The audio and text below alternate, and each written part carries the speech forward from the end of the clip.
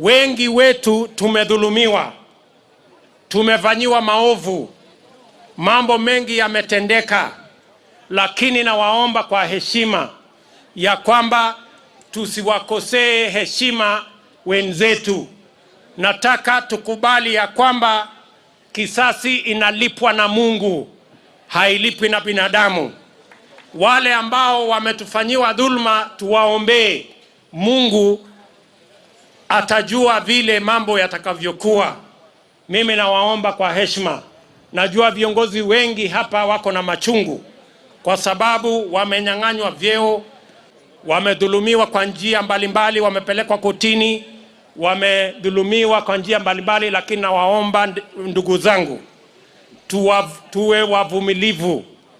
Tuvumilie na tumwachie Mungu mambo yote. Nataka tusikose heshima kwa rais, kwa family, kwa wale watu wengine wote. Mimi nataka niwaombe kwa heshima, tusiwakosee heshima, kwa sababu yale ambayo yamefanyika Kenya hii, Mungu wa mbinguni anajua.